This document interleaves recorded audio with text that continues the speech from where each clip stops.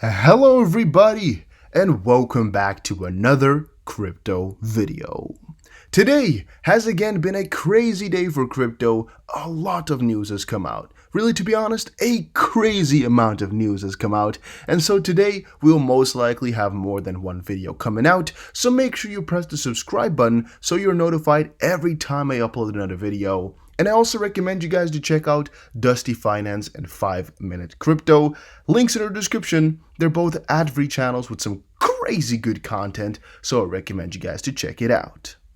And now my question of today is, do you remember the first time you got into contact with crypto? Like, do you remember the first thing you thought about it? Yes or no? Let me know in the comments section down below, and if you want to support the channel and help with the YouTube algorithm, make sure you press the like button. First tweet of today comes from Charles Hoskinson, as this is really some news which I think a lot of people like to hear.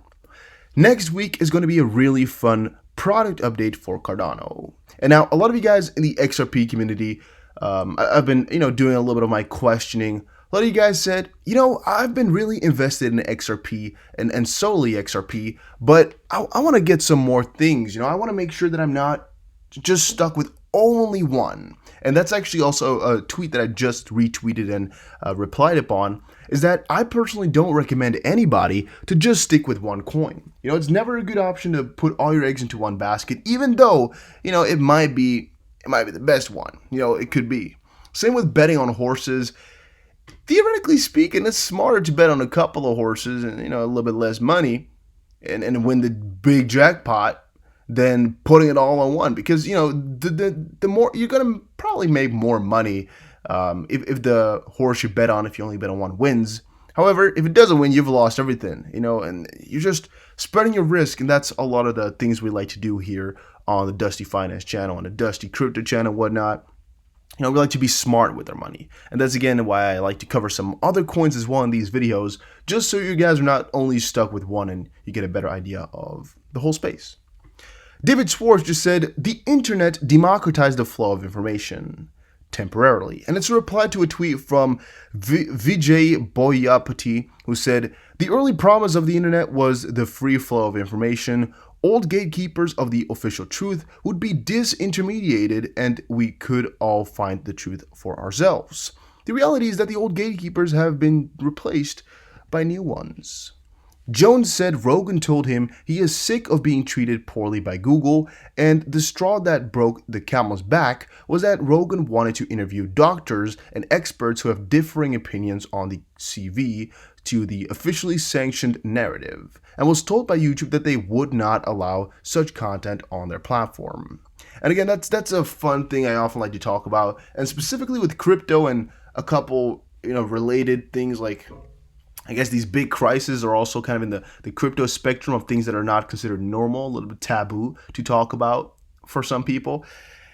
With centralized platforms like YouTube and Google, you can't really do much about it. If they don't like you or they don't like what you're posting up there, you're not going to get, they're not going to help you out getting views. They're not going to help you out make money and things like that. They're not going to help you out with anything.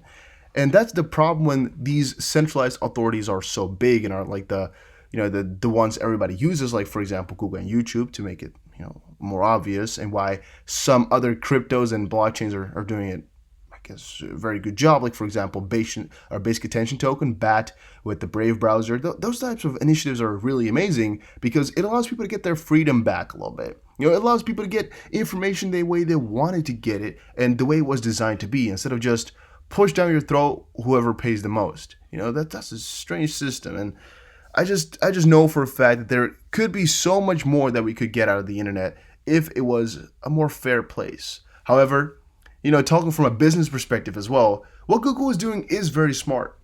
And, you got to give it to them. They're making a freak ton of money with it, so I guess it must be working. Leonidas says on Twitter, Ripple executive joins U.S. Faster Payments Council working group tasked to improve cross-border payments. Some are saying game over. Some are saying this is going to be crazy. Everybody's been happy about it. Lots of good news is coming out lately. The FPC is an industry-led membership organization whose mission it is to facilitate a world-class payment service where every person or organization can safely and securely pay anyone, anywhere, at any time, and with near immediate funds availability. The FPC's structure, operations, and activities adhere to fundamental principles. These are inclusiveness and fairness, flexibility and responsiveness, and transparency. Craig DeWitt joins U.S. Faster Payment Council Working Group. Craig DeWitt says he's very excited to join them and some very heavy hitters on the team. And I think it's pretty damn good to see. You might now be wondering, why? Well, FPC membership provides members with an opportunity to shape the future of faster payments and gain an edge in navigating the evolving faster payments landscape. Members have access to the latest faster payments research, news, and information, implementation support, and education and resources to fulfill their faster payment objectives. Members can also use the FPC to participate in work groups and committees to ensure their organizational needs and perspectives are considered, as well as to develop relationships with industry peers, potential partners, and customers. So it's pretty juicy and pretty good. Binance US says on Twitter, "We have added ADA and ZRX to the Buy Crypto experience, bringing the total to 14 tokens. Which tokens should we add next?" And that kind of makes me wonder, what's the coin you would really like to see on the channel as well? I personally hold ADA.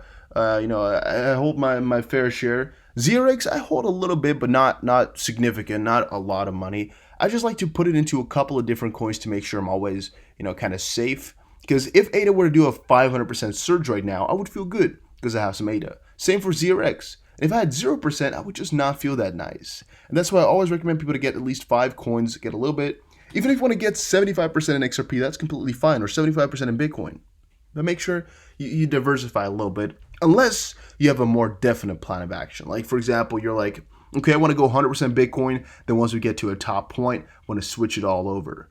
And that's some strategy some people might be having. I'm not really for it because I find it too risky, but everybody their own thing. Ripple sends 94.3 million XRP from its funding wallet to an anonymous one. A jaw-dropping sum of XRP has been transferred, which is nearly 300 million, of which about 100 million of it was sent by the Ripple DOT giant. Ripple's largest ODL corridor also participated in all of this, and personally, I don't think we should be bothered by any of this whatsoever. I mean, in the end, we're not going to really know exactly what's moving, or at least what's going on with all the money, right? And what's being bought, what's being sold, what's being done in the end. You guys will know what I mean. Even if it's Ripple or a big person in Ripple, or even if it's something completely else, maybe it's a specified wallet to buy something from Ripple, maybe it's a specified wallet that does this or does that, and maybe it's one of the employees, maybe it's just a big will that holds XRP, whatever. You're not going to really know exactly what happened with it in the real essence. So I think all that's important to know is just that a lot of money is flowing around, so some things might be happening. I can tell you right now, you can see here, it comes from Ripple to Ripple. Why? Nobody's going to know. At least I think so. I don't think people are going to be noticing exactly why this is going on, but that's just my personal opinion. 50 million has also been sent from a Ripple funding wallet to an anonymous one. What happened? I don't freaking know. I don't know if anybody can know. I don't know if anybody can tell or is going to be able to tell. Yeah. But apparently this comes here from Ripple and Bitso ODL corridor, which moved 107 million XRP. I mean, they're breaking records, so that's actually quite good. And here they're saying it's just moved in lumps from exchanges around, so people are just moving a lot of money.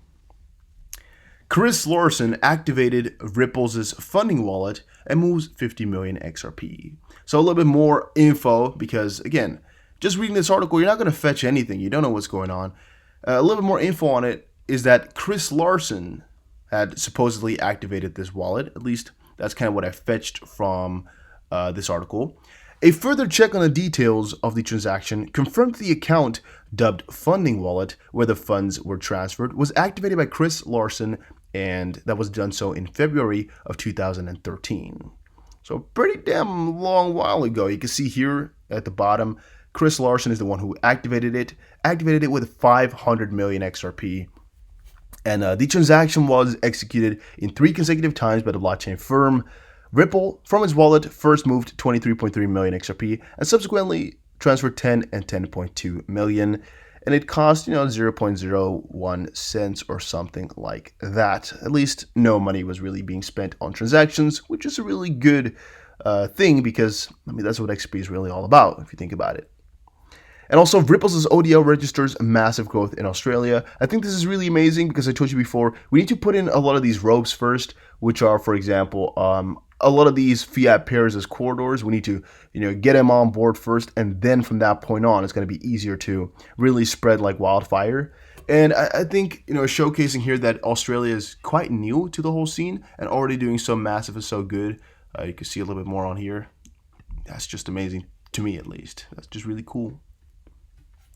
The charts never lie. Self-proclaimed whale whisperer predicts Bitcoin will be worth $16,000 by October.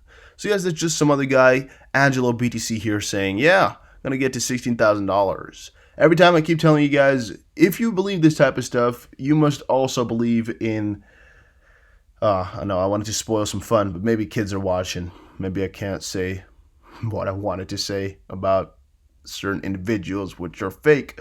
No, but what I want to say here is that these things are just speculational pieces. They do not have any real intrinsic value in them. Don't read the articles unless you really just want to kid yourself and kind of act like you know something, because this is just a 50-50, if not a 40-60 bet, and it doesn't normally work out to be anything useful. Is a Bitcoin death spiral possible? Well, theoretically speaking, it's always possible. However, they're kind of wondering, at least what I'm wondering right now, is it possible that miners are going to be going away? We're going to make more miners go away, which makes everything, worse, and get to a lower equilibrium in the end, leaving everybody out of here? It's kind of the question he's asking. There's not really a good answer to it all, as there's a lot of things going on exactly as we're talking about right now. I would say with all of this, we should be waiting a little bit. There's a lot of speculation going on about how much of the trading volume that you see right here is really fake. I mean, every website will have a different number there, but which one is the correct one? Which one is, how adjusted, and what's it supposed to be? How alive is crypto really? And, how much is the demand for it really in terms of mining? And what would happen if miners were to go away? What would happen if some more of this volume fades away? And a couple of those questions are popping up. I personally think don't worry too much about it. All will be good, but some people are wondering and are frightened.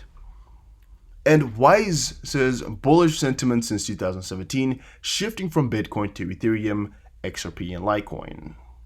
Halving made Bitcoin less secure, and I personally disagree with this very, very much so. One of the big expectations before was that this halving would most likely bring with it, as we now are seeing, a lot of uncertainty, right? It most likely would bring a lot of uncertainty, a lot of people quitting Bitcoin at first and later coming back on.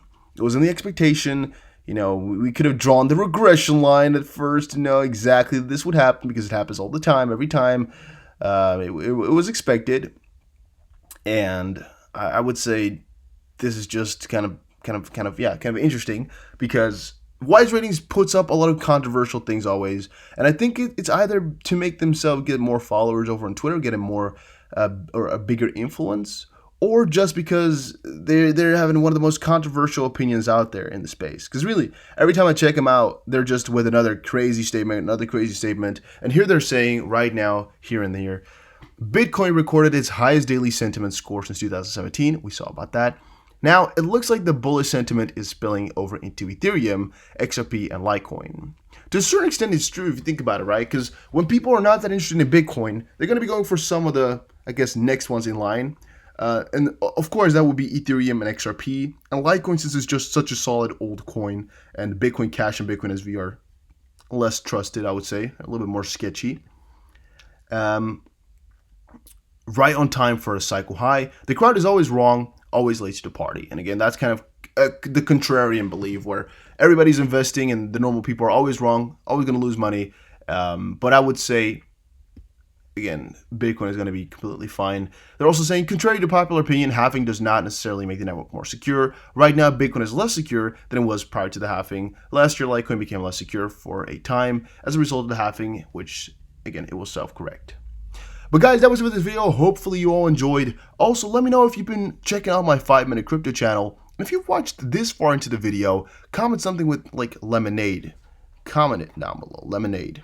or something like that. Just want to check how many people watch all the way till the end, just because I think it's kind of funny. And I'll see you guys again in another crypto video. Got some really crazy crypto news coming up. A lot of stuff is going on today, guys. So prepare for more videos, and I'll see you guys again in another crypto video.